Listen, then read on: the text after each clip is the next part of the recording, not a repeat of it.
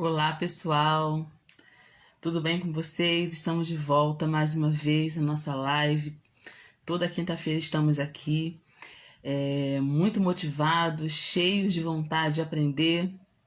Estamos felizes porque, gente, eu comecei a estudar o livro de Gênesis toda quinta-feira aqui. Desde janeiro. Gente, estava olhando hoje meu primeiro vídeo sobre o livro de Gênesis, o livro do Bereshit. Foi em janeiro, assim que começou janeiro, eu comecei a estudar o livro de Gênesis. Já estamos, gente, em outubro. Agora tá acabando, agora é para valer, hein? Já tô ficando com saudade. Hoje nós vamos comentar uns 3 capítulos do livro de Gênesis, porque a história é muito bonita, é muito longa, tem muitos detalhes. E só tem 50 capítulos, gente. Gênesis está acabando. Nós estamos terminando a nossa jornada pelo livro de Gênesis. E como eu aprendi. Eu glorifico a Deus. Moniquinha já está aí. A paz do Senhor, Moniquinha.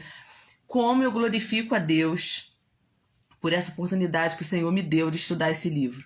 Como eu disse para você, eu já li a Bíblia, né, algumas vezes, mas assim, ponderadamente, cada capítulo, né, prestando atenção nos detalhes, estudando para trazer informações aqui para você. Gente, nunca tinha feito isso e está sendo muito bom. Eu tenho aprendido muito, tenho acrescentado muito na minha vida. Antes da pandemia, assim que começou a pandemia, eu comecei a fazer lives. Inclusive eu já estou 2 anos na IMA 54, mas muito antes de ir para a IMA eu já estava fazendo lives, né? Porque eu queria ficar perto das minhas irmãs. Elas reclamavam que a gente não podia estar junto na igreja, e eu comecei a fazer essas lives e não parei mais.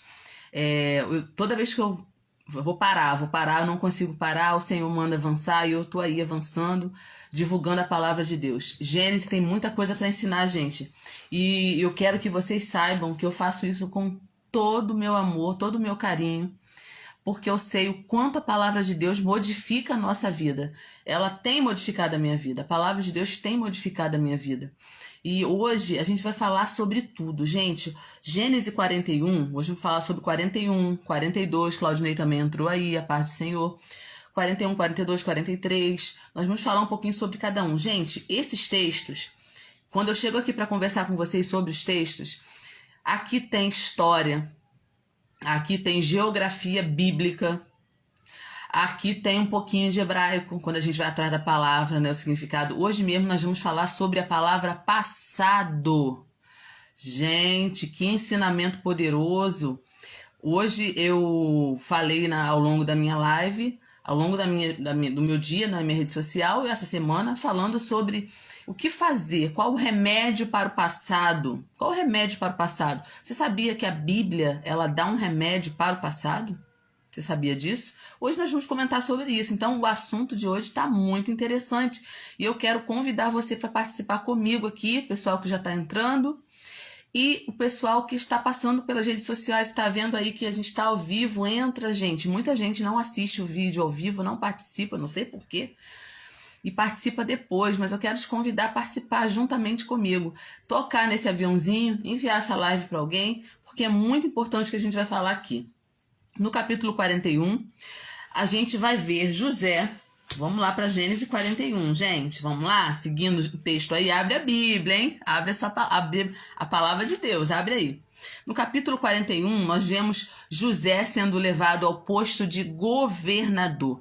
Finalmente chega o dia da vitória de José. José que sofreu tanto como escravo na casa de Potifar, dentro daquela prisão. Um rapaz que foi tirado da sua casa, da casa do seu pai, aos 17 anos. E ele passa todo esse período longe da família, sofrendo, sem entender aquilo que estava acontecendo na vida dele. A paz do Senhor, Patrícia! Patrícia já está aí para aprender. Ela está dizendo aí, eu estou aqui para aprender. Vamos aprender juntas, Patrícia. E chegou o grande dia. Hoje nós estamos no capítulo 41, quando José entra na presença de Faraó para interpretar os sonhos de Faraó. Gente, José chegou ao topo aqui. Dos muros da prisão, ele vai para o palácio de Faraó. O seu treinamento para esta importante posição envolveu primeiro ser escravo, depois ser prisioneiro. E em cada uma dessas situações, José aprendeu a importância de servir aos outros e servir a Deus. Eu já comentei na live passada que é muito triste quando uma pessoa chega ao topo ou chega ao sucesso e ela não aprendeu nada até chegar aí, né? Ela não aprendeu a servir, ela não foi moldada. Então essa pessoa torna-se uma pessoa orgulhosa, uma pessoa com o nariz em pé, como dizem aí. Mas José não. José, ele foi treinado nesses anos difíceis para que quando ele chegasse na posição que Deus queria colocar José, esse sucesso não subisse a cabeça de José. Então, José, aqui no capítulo 31, eu não vou ler o capítulo todo, tá, gente? Você sabe já qual capítulo que a gente vai entrar, então eu quero que você faça essa leitura durante o dia, porque aqui a gente só tem 1 horinha para conversar. Ele chega aqui dentro do palácio, ele é chamado às pressas na prisão, ele se barbeia, né? Eu comentei isso também semana passada, porque os egípcios, eles tinham a cara lisa, né? Os hebreus, a barba é honrosa, mas para os egípcios não, eles precisavam ter a cara lisa. Então José teve que se barbear, né? E muito rapidamente se preparar para se apresentar ao faraó. Ao interpretar o sonho do faraó, nós já comentamos isso na live passada, faraó deu um novo nome para José. Isso é muito interessante, tá? Faraó deu um novo nome a José, um nome egípcio para José. O faraó também deu uma esposa egípcia para José, tá? Por que faraó faz isso? Ó, Líris da Jaque também entrou aí. Paz, seja bem-vinda. Ele provavelmente, o faraó, queria amenizar a questão de José ser um hebreu. Agora José ia ser a segunda pessoa de maior importância e influência no Egito. Então, para amenizar que ele era um hebreu, né, para que as pessoas não ficassem fazendo comparações, quem é esse homem, de onde ele veio, faraó dá um nome egípcio para ele e faraó dá uma esposa egípcia para ele, né? Por quê? José era pastor de ovelhas e essa ocupação não agradava nada aos egípcios. Os egípcios não gostavam de pessoas que eram pastores de ovelha, tá? Então, o faraó dá um nome, a Amandinha também entrou aí, a parte sem Amanda, a Arialda também, seja bem-vinda. Então, o faraó dá esse nome para ele, um nome egípcio, dá uma mulher que era filha de um oficial importante no Egito, para que ele ficasse bem acomodado ali no Egito. Olha só como que Deus, ele vai cuidando de cada etapa da nossa vida, gente. E quando José completa 30 anos, exatamente 30 anos, ele se torna a segunda pessoa maior no comando do Egito. Alessandra, está escrito isso aonde? Aí, em Gênesis 41, versículo 46, a Bíblia diz exatamente a idade de José quando ele assume esse posto. Lembra que eu falei aqui que José tem muita coisa parecida com Jesus? Eu chego a dizer que José é um tipo de Cristo, né? Eu expliquei aqui na live passada. Olha só, Jesus também começa o seu ministério com 30 anos. Né? E ele tem 3 anos de ministério, com 33 anos, Jesus morre na cruz. Então, aí, mais uma coisa para a gente comparar, né? Uma tipologia de Cristo. Então, ele se torna o segundo no comando, com 30 anos, né? E aí, gente, somando tudo, como curiosidade para você, ele sai de casa com 17 anos, foi vendido como escravo, passa provavelmente 11 anos como escravo e passa mais 2 anos na prisão. E depois ele é levado ao posto de governador do Egito. E aí a Bíblia diz, em Gênesis 41, vamos ler no versículo 47, vai lá para 47 agora, gente. Quando o faraó diz para ele que ele vai ser o governador, que ele vai organizar esse período de fome, né, de abastança e de fome que o Egito vai viver, porque faraó tem um sonho. Vocês sabem muito bem o sonho que Faraó teve, né? Das vacas gordas, das vacas magras. Inclusive, até hoje, né? Essa expressão é usada quando a coisa tá boa, funcionando, quando tem fartura, a gente fala que as vacas estão gordas. E quando a coisa não tá legal, né? Tem um período de escassez, a gente fala que as vacas estão magras. De onde veio essa expressão? Veio daqui, gente, do livro de Gênesis. Olha só, mais uma curiosidade para você. Então, a Bíblia fala que a terra produziu nos 7 anos de fartura mãos cheias. Versículo 47. E o que José faz, orientado por Deus? Versículo 48. Ajuntou todo o mantimento dos 7 anos que houve na terra do Egito e guardou o mantimento nas cidades, pondo nas cidades o mantimento do campo que estava ao redor de cada cidade. Então, José foi estratégico. Ele pegou aqueles anos de fartura que estava dando muito, conforme o Senhor falou que ia fazer, né? Ele foi guardando nas cidades. Ele foi guardando todo aquele cereal, aquele mantimento nas cidades. E aí no versículo 49, diz que José ajuntou muitíssimo trigo, como a areia do mar. Isso quer dizer o quê? Que não teve como contar a quantidade de coisas que José juntou nesses 7 anos de fartura. Ele juntou muita coisa. E aí ele parou de contar. Chegou um tempo que era tanta coisa que eles não tiveram mais condições de contar, porque não tinha numeração para tudo aquilo que José estava conseguindo guardar. Gente, planejamento é tudo. Hoje a gente vai falar sobre tudo aqui, gente. Nesses capítulos de Gênesis, nós vamos falar um pouquinho sobre cada coisa. E olha, eu sou muito criteriosa quando passo conhecimento. Eu leio bastante, vocês sabem disso. Quem me conhece aí, né, que tá aí comigo, sabe que eu gosto muito de ler, eu gosto de pesquisar, e eu gosto de trazer informações a mais no texto para que a gente possa aprender. Aqui, a Bíblia está nos ensinando na questão do planejamento. Eu sou suspeita para falar em planejamento, porque sou professora e estou acostumada a fazer planejamento das minhas aulas há muito tempo. Sou professora há 21 anos, só no município do Rio, fora na rede particular e fora na igreja, que eu sempre exerci a função de professora na igreja. Então, eu sei que um planejamento, ele melhora em muito a qualidade da minha aula. Eu também sei que um planejamento melhora em muito o planejamento da nossa vida. Então, planejamento é tudo e a Bíblia fala sobre planejamento. Planejar para adquirir recursos. Infelizmente, o brasileiro ele não tem muito essa noção de planejamento. Eu acho que a gente deveria aprender sobre planejamento financeiro na escola, né? A gente não aprende, a gente aprende só a gastar dinheiro, não a juntar dinheiro, não a se planejar para o futuro. Mas a Bíblia ensina sobre tudo isso. Eu estou aqui com um livrinho na minha mão, que eu super recomendo, eu leio bastante, como você sabe, né? Formigas. Gente, esse livro é fabuloso. Esse livro é de William Douglas e Davi Lago. E ele diz assim, lições da sociedade mais bem-sucedida da Terra. Você sabe qual é a sociedade mais bem-sucedida da Terra?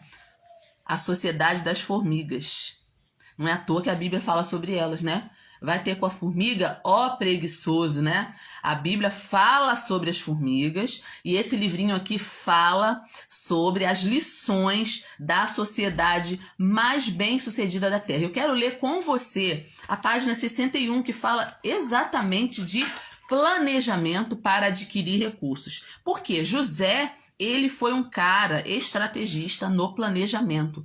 Ele foi uma pessoa que recebeu a instrução de Deus para planejar nos 7 anos de fartura aquilo que ele precisava guardar para que quando viesse 7 anos de fome tivesse mantimento. Gente, isso foi fabuloso. E a Bíblia nos ensina a fazer isso. Então eu quero ler com você essa página desse livro falando sobre essa questão das formigas adquirindo recursos. Muito interessante. Boa noite, Rogéria. A paz do Senhor. Seja bem-vinda.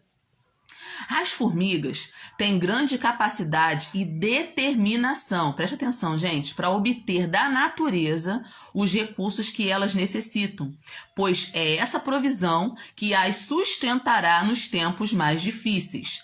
Mas, primeiro, elas precisam adquirir esses recursos. Você sabe que a formiga não produz o seu próprio alimento, então ela precisa adquirir esse recurso. De onde? É aí que entra, gente. Por isso, as formigas passam grande parte do tempo em busca de folhas, frutas e outros insetos. Em nossa casa, é comum vê-las pelos cantos das paredes carregando migalhas de pão e grãos de açúcar. Elas recolhem tudo o que pode ser utilizado para gerar alimento, já que suas colônias têm milhares de indivíduos que precisam comer, a demanda é grande e a captação de recursos tem que acompanhar essa demanda. Gente, aí agora o William Douglas fala sobre os tipos de formiga, super interessante, presta atenção. Alguns tipos de formiga não se contentam em coletar alimentos. São as chamadas formigas agricultoras. Gente, você sabia disso?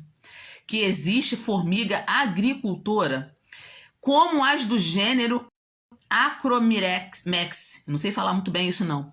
Esses insetos, chamados formigas agricultoras, são animaizinhos prodigiosos. Elas são lavradores muito antes do ser humano pensar em lavrar a terra, cultivar a terra. Essas formiguinhas já faziam isso, gente.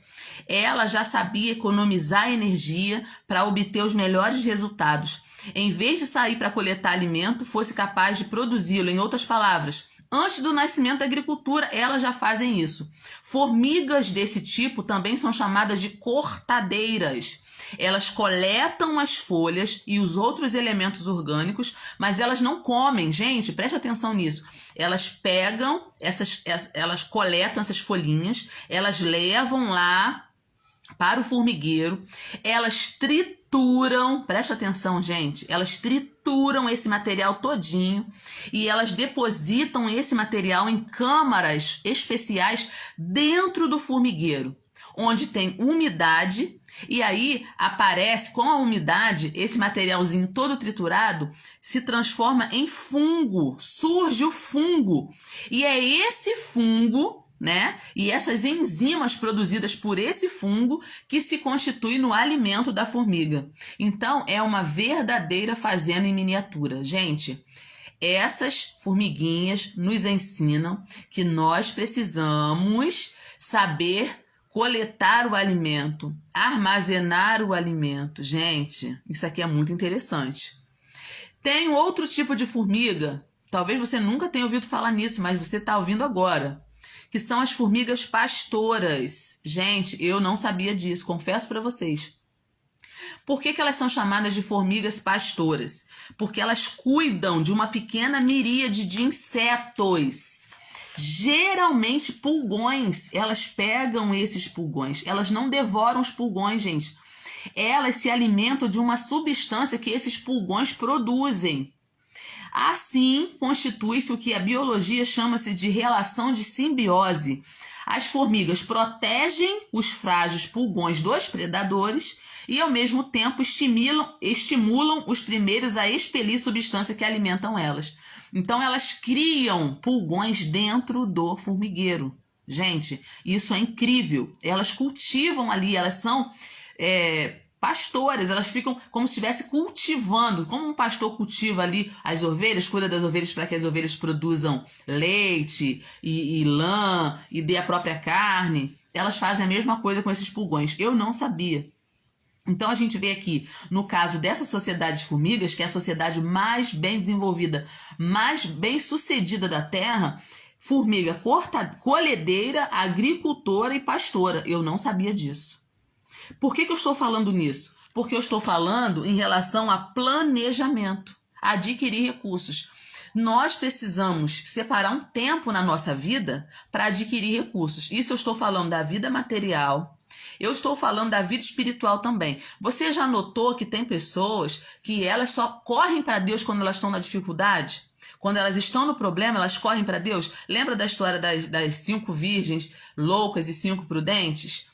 5 tinham azeite guardados, elas eram estrategistas. Elas planejaram, porque elas sabiam que o casamento demandaria tempo e tinha que ter luz para iluminar, porque o casamento era noite, o noivo ia chegar e elas precisavam ter iluminação. Então, as prudentes levaram azeite, reserva. Já as loucas não levaram. Muitas pessoas fazem isso também, elas vivem o dia como se não tivesse amanhã. Elas não planejam nada, elas não organizam nada. Gente, a Bíblia está nos ensinando aqui a planejar, a adquirir recursos. Então, é preciso organização, tanto na nossa vida material, quanto na nossa vida espiritual, quanto na nossa vida familiar. Tem que ter disciplina, tem que ter organização. E a Bíblia fala o seguinte: os planos bem elaborados levam à fartura. Os planos bem elaborados levam à fartura, mas o apressado sempre acaba na miséria. Isso está escrito em Provérbios 21, versículo 5. Estou dizendo isso porque a gente está falando de José. José foi um homem que soube planejar. Deus deu a interpretação do sonho de Faraó, dizendo que haveria 7 anos de fartura e 7 anos de fome. E José foi um homem que soube administrar recursos. Monsione está aí também. Pai, se emocione com muita alegria. Então, o planejamento é uma prática fundamental para quem quer ser vitorioso na vida. Quer vencer na vida? Você precisa aprender a se planejar. Sem um plano na nossa vida, a gente vai ficar vagando sem propósito, gente. E nada pior do que uma pessoa sem propósito. Uma pessoa que não sabe o que está fazendo, uma pessoa que não sabe para onde vai, o que vai acontecer. É uma pessoa que torna a própria vida dela mais difícil. E a Bíblia está repleta de lições de planejamento. Eu tenho que falar sobre isso, porque José, ele nos ensina a fazer planejamento, a adquirir recursos, a guardar em tempo de fartura para quando o tempo estiver mais difícil, você ter recursos. A Bíblia ensina, a Bíblia fala sobre isso. O nosso próprio Deus, ele é citado na Bíblia como um grande arquiteto, um grande planejador. Se você pegar o livro de Hebreus, capítulo 11, versículo 10, você vai ver que está escrito lá que Deus planejou o mundo, ele arquitetou a terra, ele planejou, né? E Jesus falou sobre isso? Falou também. Lá em Lucas 14, versículo 28 a 32, Jesus falou sobre a questão do planejamento. Qual é o rei que vai entrar em guerra com outro e não conta quantos soldados tem, né? Quantos soldados tem, para ver se ele pode ir para a guerra com aquele número de soldados para enfrentar o rei que vem com ele. Porque se ele tiver um número menor, né, ele vai pedir condições de paz. Jesus falou sobre isso. Qual é a pessoa que vai construir e não planeja se ela vai ter como terminar aquela obra? Para que as pessoas não digam, olha, essa pessoa começou e não terminou. Jesus também ensinou sobre a questão do planejamento. O nosso Deus, ele planeja sobre nós. Você sabia que o nosso Deus tem bons planos para nós? Gente, isso é lindo. O Senhor tem bons planos para você que está aqui comigo agora, ouvindo essa live. Deus tem bons planos para a nossa vida, para o nosso futuro. Alessandra, onde está escrito isso? Jeremias 29, 11. Eu conheço os planos que tenho para vocês. São planos de paz e não de mal, para dar aquilo que vocês esperam. Então, o nosso Deus é um Deus planejador, né? Que sabe planejar. E aí veio o tempo de fome, gente. Teve fartura? Teve, mas José fez o que era certo. Ele guardou em tempo de fartura. Se você olhar em versículo 54, olha o que está dizendo. Começaram havia os 7 anos de fome, como José tinha dito. E havia fome em todas as terras, mas em toda a terra do Egito havia pão. Olha só. A Bíblia é bem clara em dizer que havia fome. Em todo mundo conhecido da época passou fome. Não tinha pão, não tinha nada. Mas na terra do Egito tinha pão. E tendo toda a terra do Egito fome, clamou a Faraó. E Faraó disse aos egípcios, ide a José e façam o que ele disser. Então Faraó levou todo mundo para José. José, aí é contigo agora, ó. Você está organizando isso aí, então o pessoal está com fome. E os próprios egípcios foram pedir comida para José. E José começou a entregar os alimentos para o próprio Egito, para alimentar o Egito. E aí, versículo 56. Havendo, pois, fome sobre toda a terra, abriu José tudo que havia de mantimento e vendeu aos egípcios, porque a fome prevaleceu no Egito.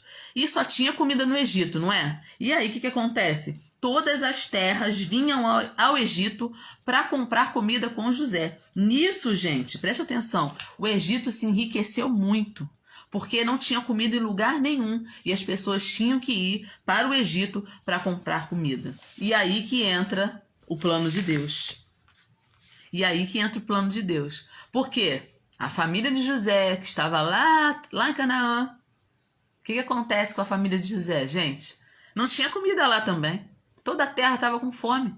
E eles foram obrigados a cogitar na ideia de ir para o Egito comprar comida também.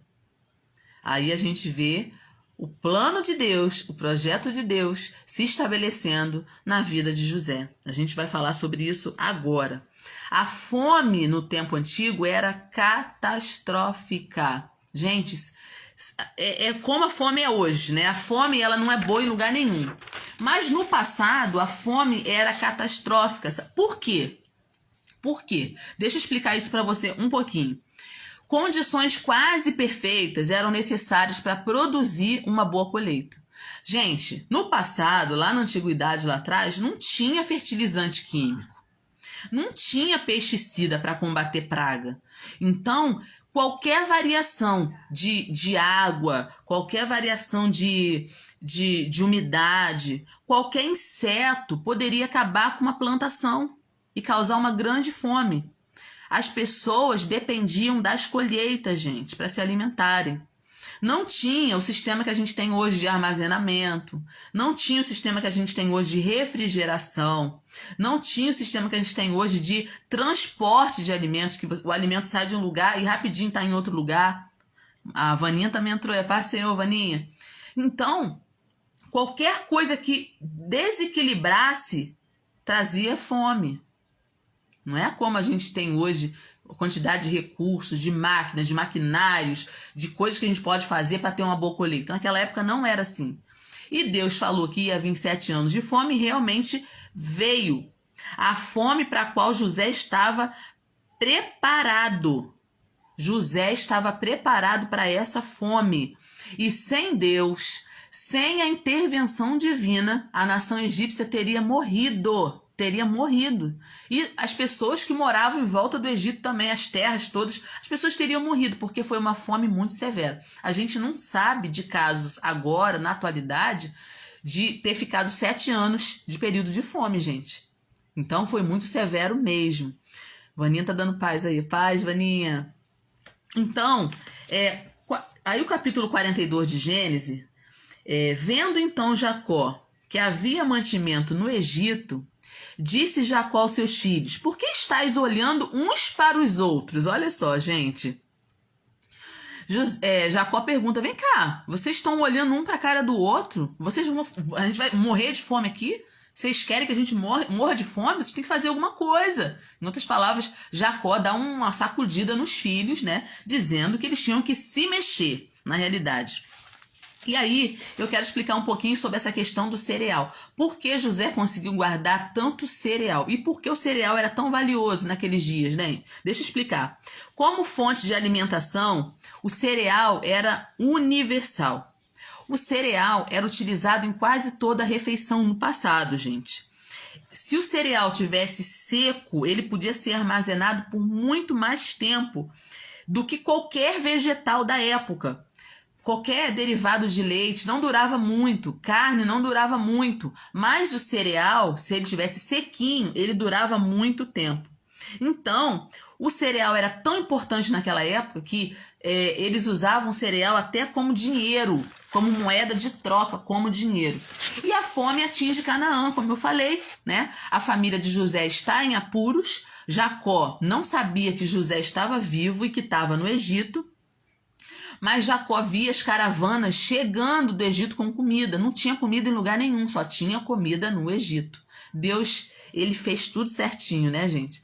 Só tinha comida no Egito. E aí, ele toma iniciativa, fala com os filhos, né? E ele envia 10 dos seus filhos ao Egito.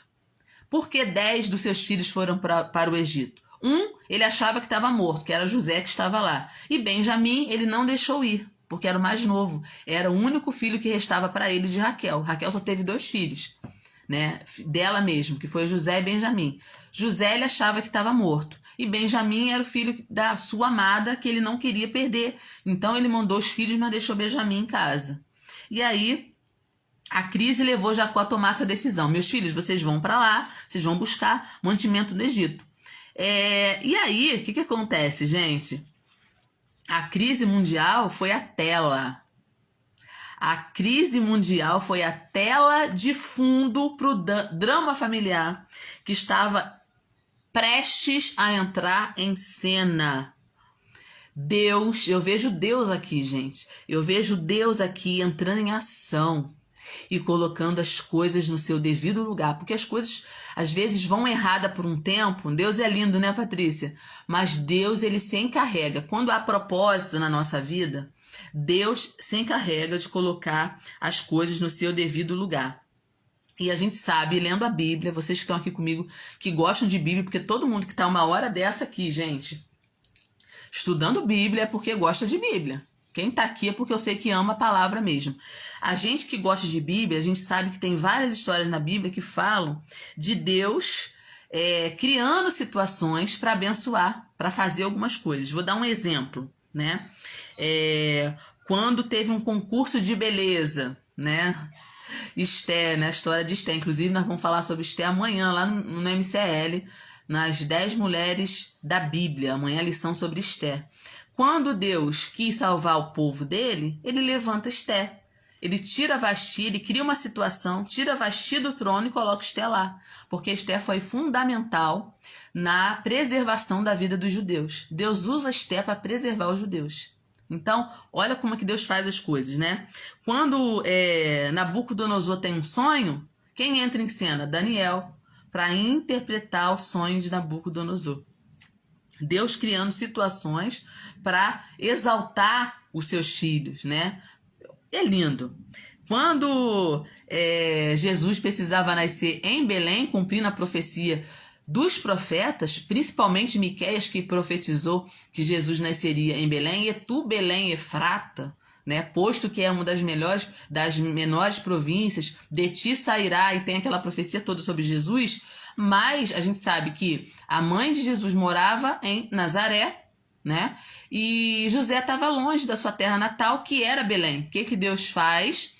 Ele coloca no coração daquele rei da época de fazer um censo. Olha, vou fazer um censo, todo mundo tem que ir para a sua cidade natal para fazer o recenseamento. E José tem que ir com Maria, grávida, para Belém, porque ele era de Belém. E aí, Jesus nasce em Belém. Olha só, gente, tudo Jesuscidência, né, que eu falo, né? Nada coincidência. É Deus agindo para que os acontecimentos dão certinho com os propósitos do Senhor. E aí a fome atinge todo mundo, né? E aí os irmãos de José vão ter que ir para o Egito. De repente, vamos pensar aqui comigo, gente, vamos conjecturar. Os irmãos de José sabiam que só tinha comida no Egito. Todo mundo sabia, gente. As pessoas comentavam. Os camelos vinham carregados do Egito com comida, só tinha comida lá. A terra estava passando por um período horrível de fome. E será que eles não sabiam que só tinha comida no Egito? Por que eles não se movimentaram para ir para o Egito? Vamos pensar um pouquinho? Por que eles não se movimentaram? Eles esperaram o pai dar uma sacudida neles para que eles fossem para o Egito. De repente, a mente, né, lá no fundinho, eles pensavam: o que será que aconteceu com o nosso irmão José? Que nós vendemos para uma caravana de ismaelitas que estavam indo para o Egito. De repente, isso martelava o coração deles e por isso eles demoraram tanto a tomar a decisão de ir para o Egito comprar comida. Mas não tinha outro jeito, eles tinham que ir. O Jacó falou: vocês precisam ir sim, porque não tem comida aqui, vocês vão ter que ir lá. E aí, eu comentei na minha rede social essa semana que o passado vai encontrar com os irmãos de José. Porque chega uma hora que o passado, ele nos confronta. Todos nós temos um passado, gente. Todos nós, porque se a gente tem um tempo de vida, a gente tem um período que foi para trás e a gente chama isso de passado. Todos nós temos um passado. Alguns, eles se dão bem com o seu passado. Eles olham para o passado e não vê nada assim ruim que atrapalhe a sua vida. Mas muitas pessoas olham para o passado e ficam presas a ele. E aqui os irmãos de José tiveram que enfrentar o seu passado. Chegou o momento do acerto de contas. Chegou o momento do acerto de contas. E chega aqui no capítulo 42, os irmãos dele descem ao Egito, os irmãos de José. E aí no versículo 7 e 8, olha aí, gente, abre a sua Bíblia aí, já está aberta, né? Versículo 7 e 8, capítulo 42. E José, vendo os seus irmãos, conheceu-os. Porém, mostrou-se estranho para com eles, e falou com eles asperamente e disse: de onde vocês vêm? E eles disseram: da terra de Canaã, para comprarmos mantimento. José, pois, conheceu seus irmãos, mas eles não o conheceram. Olha aí, gente. Então José lembrou-se dos sonhos que havia sonhado deles e disse-lhes: vocês são espias. Vocês vieram ver a terra, vocês vieram ver a nudez da terra. E eles disseram: não, não, Senhor, não, a gente só veio comprar comida. Irmão, Alcione colocou aí: o passado nos encontra, não adianta dar volta. Com certeza, irmão Alcione. Quando os irmãos de José chegaram ao Egito, por que eles não conheceram José? Vamos parar aqui um pouquinho para a gente falar sobre isso. Por que eles não conheceram José? Primeiro, José saiu de casa com 17 anos. Naquele momento, José tinha 30. Tinha se passado muito tempo, gente. Foi 22 anos afastados da família.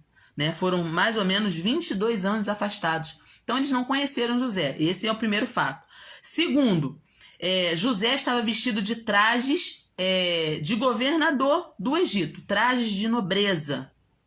Quer dizer, mais uma coisa para dificultar esse reconhecimento. Terceira coisa, José estava falando egípcio. Tinha um intérprete ali interpretando. Claro que ele sabia falar a língua da época, que era o hebraico, né? Ele sabia, é a língua dos judeus. Ele sabia, mas ele estava falando egípcio, até porque ele estava há muito tempo já no Egito. E quando eles chegam ali, vê o governador ali, né? Vê o governador ali. E eles não conhecem que é José, mas José reconheceu. E aí, gente, eu não vou ler esse texto todo, porque você está com a sua Bíblia aí, eu quero que você leia capítulo 42 todo de Gênesis, capítulo 43 todo de Gênesis. Você vai ver aqui, é linda essa história, gente, que José, ele foi pedagogicamente rude com seus irmãos. José foi rude com seus irmãos. Por quê? José tinha que saber se houve mudança no coração deles ou não. José tinha que saber se eles continuavam egoístas como eles foram. Se eles continuaram rudes como eles foram. Então José, ele fez vários testes, ele usou vários estratagemas, vários expedientes pedagógicos para ver o coração dos irmãos. Para ver se realmente eles tinham mudado, se eles tinham se convertido, vamos dizer assim, do seu pecado, né? Se eles tinham se arrependido, se havia tido restauração na personalidade, mais do que isso, no caráter dos irmãos. Então, se a gente olha friamente, a gente vê assim, puxa, José está sendo rude com os irmãos, José está maltratando os irmãos. Não, gente, José não está maltratando os irmãos. José ele é muito bom, né? Ele é muito bondoso no seu coração. Mas, se ele estivesse maltratando os irmãos, ele estaria na razão dele. Ele estaria até na razão dele. Né? Porque olha o que eles fizeram, mas José estava ali testando o caráter dos irmãos para ver se realmente eles tinham mudado.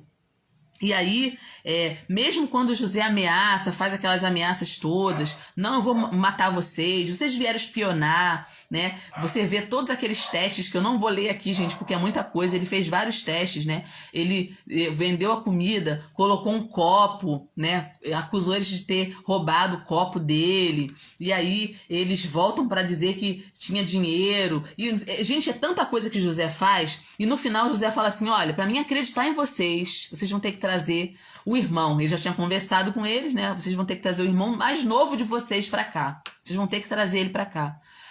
Aí que foi o teste, de verdade, porque José pensou assim, eu fui maltratado como irmão mais novo, será que eles vão fazer a mesma coisa com Benjamim?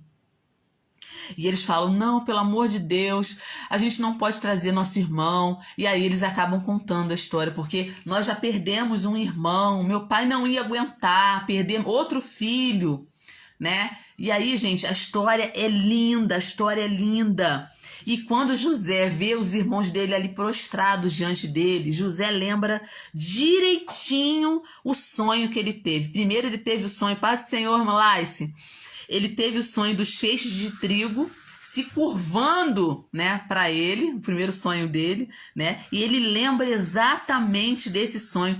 E ele lembra também do segundo sonho, quando ele vê as estrelas, a lua e o sol se prostrando diante dele. Gente, que coisa linda! A Patrícia tá botando aí, ó, que coisa linda, Jesus! Que coisa linda! E aí, gente, quando José vê os irmãos dele ali prostrados diante dele, diante do governador do Egito, sem saber que é o irmão, José lembra do sonho que Deus deu para ele. E aí José se alegra, porque ele vê que Deus conduziu ele em todo aquele caminho. Aí, naquele momento, ele percebe que o sofrimento dele não foi em vão, que foi um processo, que Deus trouxe um processo na vida dele para que Deus cumprisse aquilo que Deus falou que ia fazer, gente. Isso é lindo. Eu já passei por momentos assim, eu tenho certeza que você já passou ou vai passar. Quando a gente está passando um sofrimento, a gente está passando no processo de Deus, a gente não entende por que Deus está permitindo. Por que Deus está permitindo isso, meu Deus? Por que está acontecendo isso na minha vida, meu Deus? Porque eu estou fazendo as coisas certas e as coisas estão dando errada. Você não entende. Mas Deus, ele estava com José em cada passo do caminho. E naquele momento os olhos de José se abriram. E ele percebeu que foi o Senhor que conduziu ele para o Egito. Foi o Senhor que conduziu. Eu costumo dizer o seguinte: às vezes Deus faz tudo o que você não quer para dar o que você quer. Segura aí essa palavra no teu coração. Os sonhos de Deus se cumpriram. Emocione, glória a Deus. O cuidado de Deus, né, Patrícia? Às vezes Deus faz tudo que você não quer para dar o que você quer, para fazer você chegar no propósito que ele tem para você. E José testa os irmãos de todas as formas para saber o que havia no coração deles. José testa de todas as formas. E é interessante aqui, gente, a questão do passado. Presta bem atenção, eu quero entrar agora nessa parte do passado, porque o Senhor falou algo muito profundo no meu coração sobre isso. Eu coloquei aí na minha rede social o seguinte: qual é o remédio para o passado, já que não é possível apagá-lo? Vou responder isso agora. Os irmãos de José tinham um passado com José. O passado não foi bom, porque os irmãos de José jogaram seu próprio irmão dentro de um poço, de uma cisterna vazia. Pegaram o seu irmão e venderam sem dó nem piedade para uma caravana de ismaelitas. Vender José foi como se tivesse dado sentença de morte para ele. Era um rapaz de 17 anos. Um escravo, trabalhava até morrer, principalmente no Egito. Eles não queriam sujar as mãos de sangue, mas venderam José. Ganharam dinheiro com o irmão. Fizeram chorar o irmão. Eles tinham um passado. E eles precisavam resolver esse passado. Como eu disse, todos nós temos um passado. Qual é o remédio para o passado? Já que você não pode apagar o passado. Deus fez os irmãos de José estarem diante de José para um acerto de contas. Deus fez isso. Deus fez isso. Deus levou os irmãos de José ao Egito. Deus trouxe fome para que os irmãos tivessem que ir para o Egito, para que eles tivessem que se dobrar diante de José, para que eles pudessem entender que foi Deus que deu o sonho para José. O sonho de José não era um delírio da cabeça dele, era um sonho que Deus tinha dado. Era propósito. E, apesar de serem irmãos, tinha que ter um acerto de contas. Eles foram testados de todas as maneiras por José, porque eles não sabiam o que era José. E José empreendeu um pouquinho de sofrimento para eles. Eles ficaram até presos na cadeia por uma noite. 3 dias, se eu não me engano. É muita coisa para ler. Lê aqui no texto que você vai saber. Então, presta bem atenção. Qual é o remédio para o passado, já que não é possível você apagar o passado? Eu quero falar para vocês o que significa passado. Porque na língua portuguesa, passado é algo que já aconteceu, algo que já foi. Legal, isso aí você já sabe. Eu quero trazer informação aqui que você não sabe. Eu quero destrinchar o texto bíblico aqui com coisas que você não sabe ainda. Então, eu fui procurar a palavra passado. Passado no hebraico, avar. Passado no hebraico, avar. Gente, a palavra passado no hebraico, ela tem 3 letras. Presta atenção no que eu vou falar agora. Você não precisa saber hebraico para entender o que eu vou te falar agora sobre a palavra passado. A palavra passado, a primeira letra da palavra passado, avar, é ain. O Ain quer dizer olhos. Ela quer dizer algumas coisas, mas entre todos os significados, olhos. Ain quer dizer olhos. Liderança, olhos. Tem a letrinha vet, que a gente lê vet ou bet, dependendo da palavra e do sinalzinho que tem nela. Aqui, no passado, a palavra vá, o vet, a gente lê vet, que significa casa. Preste atenção nisso, gente. E tem uma última letra, que é o resh, que significa cabeça. Ou uma pessoa pobre, que depende só dela e não tem recursos. Presta bem atenção. Essa letrinha resh, ela é muito parecida com o Dalet. Só que o Dalet tem um iud no canto superior direito da letra e o resh não tem. Por que eu estou falando isso? Porque o iud na letrinha Dalet representa que nós somos subservientes a Deus. Nós dependemos de Deus. O resh não tem. O resh é uma letra que diz que você depende só de você mesmo. Você é pobre, você não tem recurso. E é um indivíduo curvado. A letra é como se fosse um L para cima. Passado, então, presta bem atenção, gente. Esse resh aqui fala de quê? Essa última letrinha da palavra passado fala que o intelecto, a fala e o intelecto dessa pessoa são dela mesma. Então ela olha para ela mesma e ela se degenera. Ela se torna corrupta, ela se torna má porque ela olha para ela mesma. Então preste atenção. O que é passado então no hebraico? O que quer dizer a palavra passado no hebraico? São olhos da casa voltados para si mesmo. Isso é passado no hebraico. Olha que revelador, gente. Passado são os olhos da casa. Se eu pegar cada letrinha hebraica da palavra passado, que é avar, são os olhos da casa voltados para si mesmo. Voltados para o que você tem, voltados para o que você não tem, voltados para o que fizeram com você. Olha só. Quando você olha para si mesmo, sem a mão de Deus, você se degenera, você corrói. Porque a última letrinha do passado, esse resh, não tem o iud, que teria o dalet, que significa aquela pessoa que depende de Deus. Porque o iud quer dizer mão de Deus. O resh não tem. O resh, ele tem fala e intelecto, mas é dele mesmo. Ele não tem Deus. Então presta bem atenção, gente. Passado é quando você olha só para dentro de você e você acaba se degenerando, porque o homem sozinho, ele não dá conta da sua vida. Por isso que Deus diz na sua palavra: não vos lembreis das coisas passadas.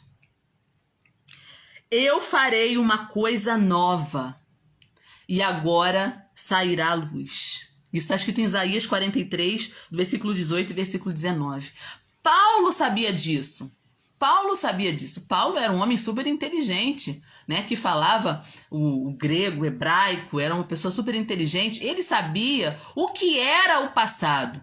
E sabe o que Paulo falou? Esquecendo-me das coisas que para trás ficam, prossigo para o alvo. Porque Paulo sabia que se ele olhasse para o passado, porque olhar para o passado é ter os olhos em si próprio, ele ia degenerar, ele ia corroer, ele ia se desfazer. Porque olha o passado de Paulo. Paulo foi um homem zeloso da lei, mas que maltratava os crentes, que arrastava os crentes pelo meio da rua, que jogava os crentes na cadeia, que matava crentes. A Bíblia diz que ele consentiu com a morte de Estevão. Então você imagine se Paulo fica olhando para dentro de si, para o passado. Ele olhar só as coisas ruins que ele fez e ele não ia avançar. Por isso Paulo, ele fala sobre isso também. Esquecendo-me das coisas que para trás fico, prossigo para o alvo. Mas, para você lidar com o passado, e eu vou dar o remédio para você lidar com o passado, se você tem um passado difícil, que você maltratou pessoas, você fez sofrer pessoas, qual é o remédio para o passado? Primeiro remédio para o passado é arrependimento. Arrependimento não é quando você chora. Arrependimento é quando você muda. Por isso José testou os irmãos dele o tempo todo para saber se eles tinham mudado. E José percebeu que eles haviam mudado. Judá, que na época, né, quando Judá era mais novo, o irmão dele, né? Tô falando de Judá, o irmão dele, tá, gente? Ele não mostrou nenhuma consideração pelo irmão, ele não mostrou nenhuma consideração por José, ele não mostrou nenhuma consideração por Jacó, porque disse que o filho tinha morrido, deu a túnica dele molhada de sangue de animais para dizer que o irmão tinha morrido. Ele não teve pena, ele viu o pai definhar, sofrer pela perda do filho, e ele não teve a capacidade de dizer: não, pai, a gente não matou ele não, a gente vendeu ele pro Egito. Eles não falaram. E Judá aqui foi o pior, porque ele era o irmão mais velho que poderia ter ajudado José, e ele não fez isso. Ele convenceu os irmãos a venderem José como escravo. Isso está escrito em Gênesis 37, versículo 27. Depois juntou-se com os irmãos para mentir para o pai pensar que o filho tinha morrido, lá em Gênesis 37, versículo 32.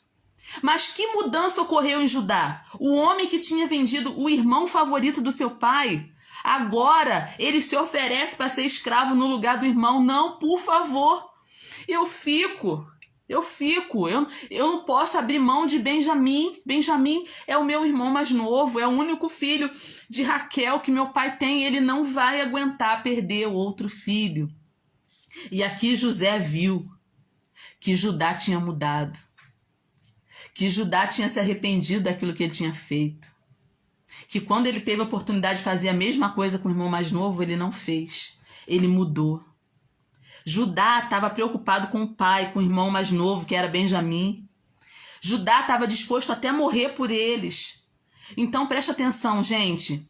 A receita para um passado ruim, difícil, onde você magoou pessoas, onde você entristeceu pessoas, é arrependimento. É mudança de caráter. Então, presta bem atenção, arrependimento não é quando você chora, arrependimento é quando você muda.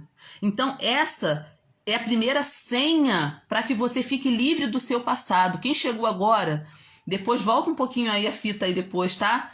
Eu expliquei o que significa passado no hebraico, e é revelador para você. Arrependimento, quando você se arrepende, você limpa a sua ficha. Arrependimento é ficha limpa diante de Deus. É limpar a ficha.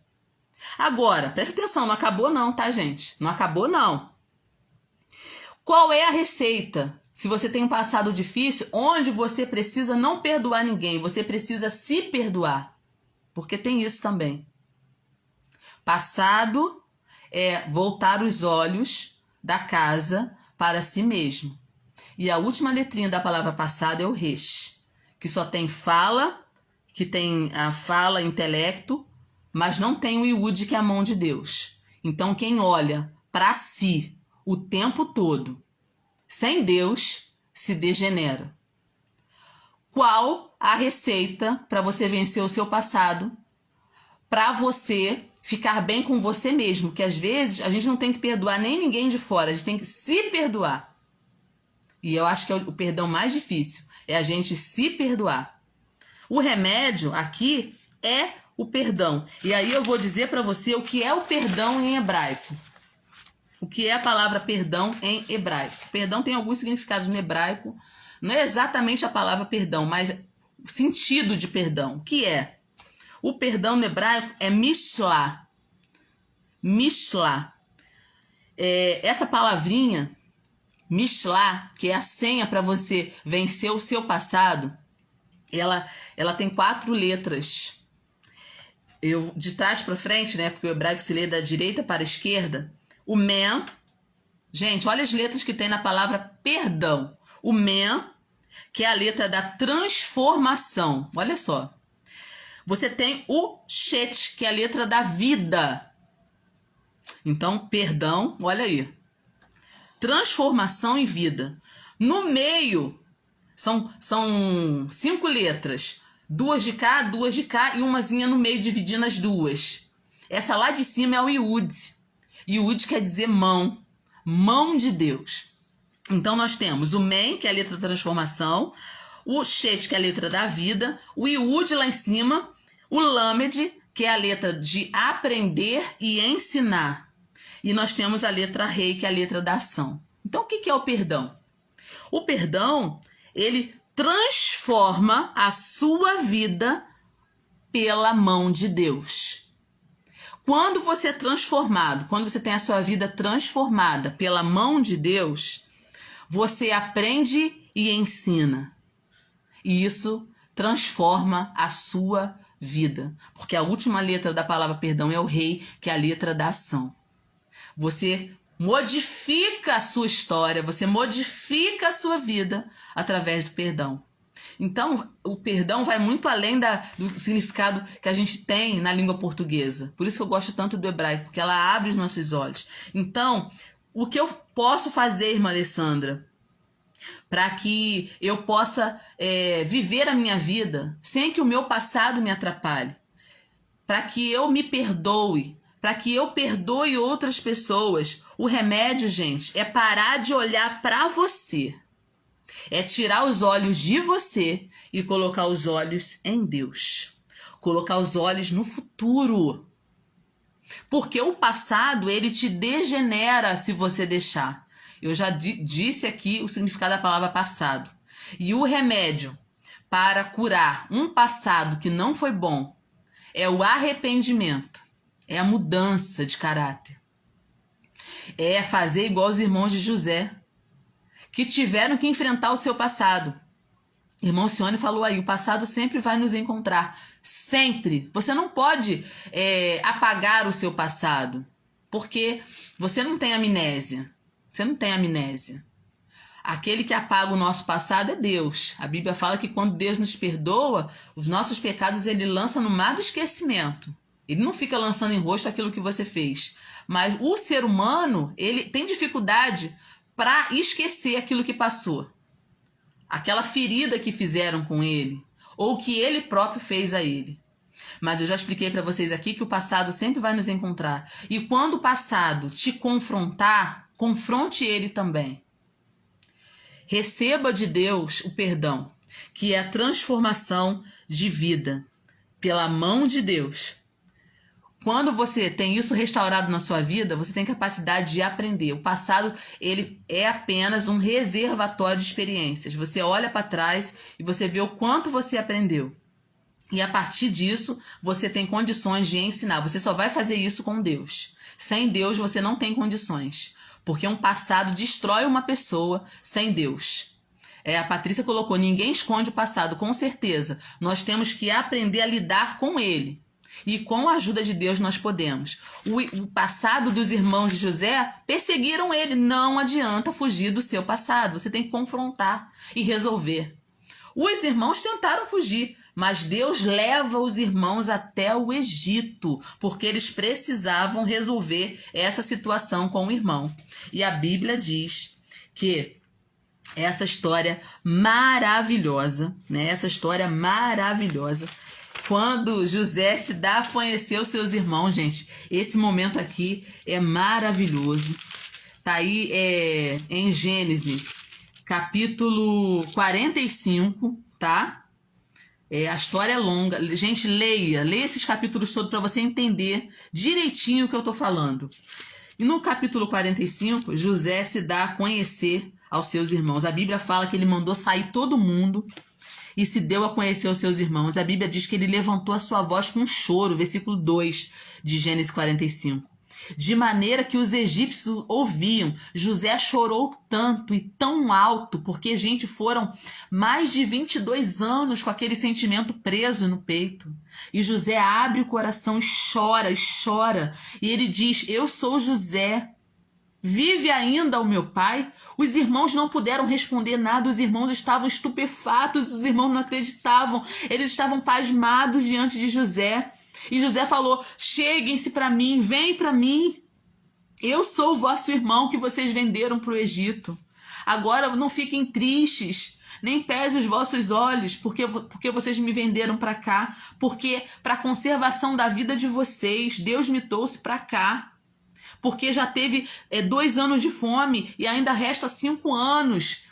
E Deus me colocou aqui para salvar a vida de vocês. O nome de José, Zaphenat Paneia, no egípcio, né? O nome que ele recebeu lá de Faraó, Zaphenat Paneia, quer dizer Salvador do mundo. Você sabia disso? Salvador do mundo. E ele fala isso não com orgulho, mas ele fala com alegria, porque Deus estava usando ele para salvar o mundo da fome. Glória a Deus, pelo que Deus me enviou diante da vossa face, para conservar a vossa sucessão na terra e para guardar vocês, dando um grande livramento. Assim, não foram vocês que me mandaram para o Egito, não, foi Deus que me trouxe para o Egito.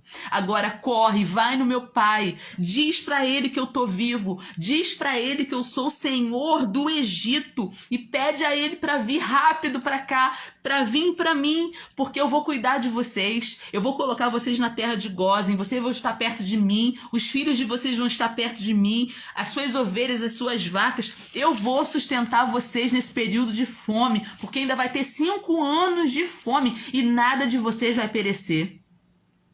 Gente, que história maravilhosa!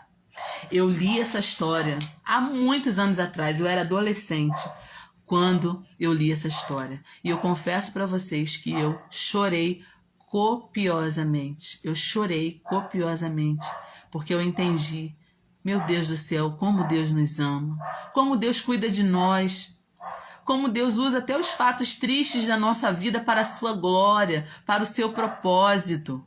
Então, gente, não desista. Deus ainda não acabou. Deus ainda não acabou. A tua história ainda não acabou. Você pode estar vivendo até um momento difícil, mas não acabou. Alessandra, eu não estou vivendo um momento difícil, estou vivendo um momento maravilhoso. Mas Deus ainda tem mais. Deus ainda tem mais. O reservatório de Deus está cheio. Eu sempre falo o seguinte, Deus tem mais do que o nosso espaço para receber. Você tem uma caixinha desse tamanho? Deus tem muita coisa, não vai caber na sua caixinha. Preste atenção, não vai caber. Porque Deus, ele age de maneiras extraordinárias. A gente não consegue entender os planos de Deus muitas vezes. Mas Deus está trabalhando na nossa vida. Deus está trabalhando na nossa história. Ele vai cumprir aquilo que ele nos prometeu. A nossa história ainda não acabou. Às vezes as pessoas olham pra gente e falam, a história dela vai parar aí. Não vai parar não, gente. Deus tem muita coisa para fazer. Deus cuida, olha, a Patrícia colocou aí, olha, Deus cuida dos mínimos detalhes. Só lá na frente a gente vai ver, a gente vai perceber. Ele cuida mesmo. Que história linda, né, pastora Márcia? Que história linda que o Senhor, ele escreveu para José. E eu profetizo para você nessa noite, nesse finzinho de noite, a tua história não terminou. Deus está escrevendo uma linda história. Então, pega a caneta que está na sua mão, coloca na mão de Deus.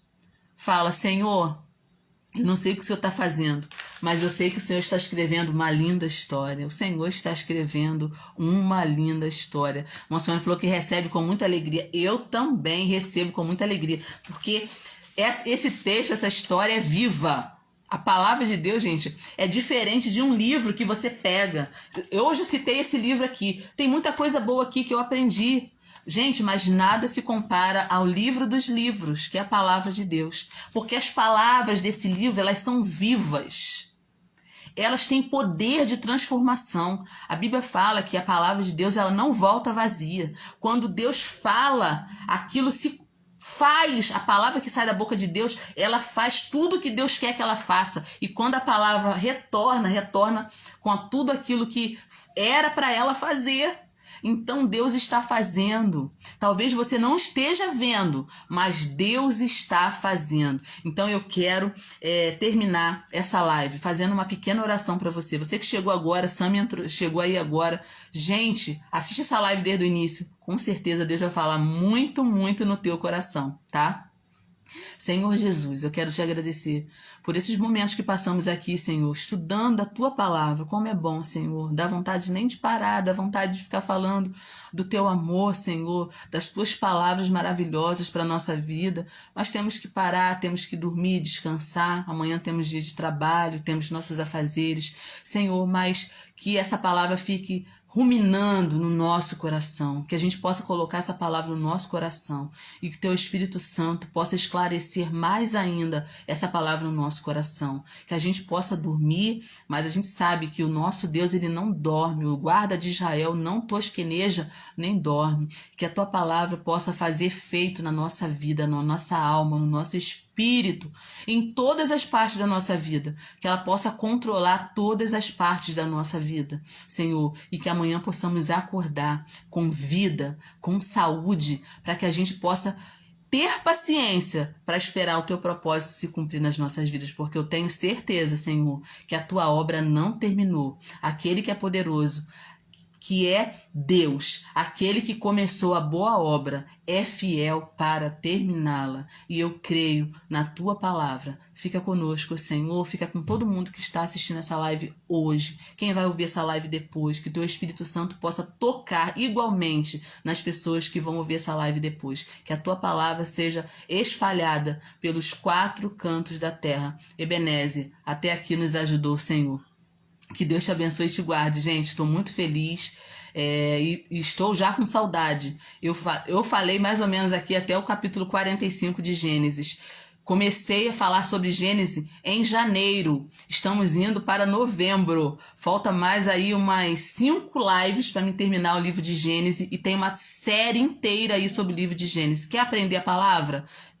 Clica no vídeo, os vídeos estão todos gravados, gente. Você vai ter um trabalhinho para encontrar aí, porque eu falo muito, né? Mas você vai achar, os vídeos estão todos gravados. Inclusive, começa com Gênesis primeiro.